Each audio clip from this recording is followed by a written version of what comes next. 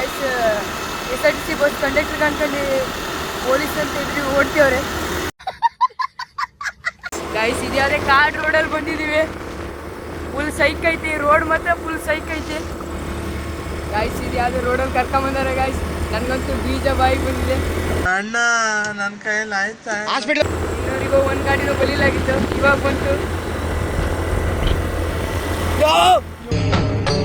ಇದೆ ಇಲ್ಲೊಂದು ಸಮಸ್ಯೆ ಖಂಡಿತ ಇದೆ.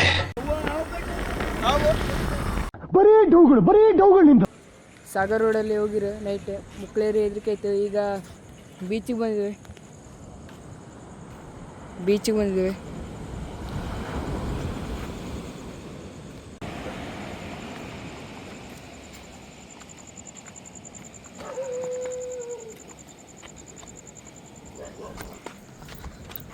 ಕಾಲೆಲ್ಲ ಉಗಿತಾ ಇದೆ ಕಾಲೆಲ್ಲ. ಹೆದರ್ಲಿಕ್ಕಿಲ್ಲ, ಹೆದರಿದ್ರೆ ಮಾತ್ರ ಹೋಯ್ತು.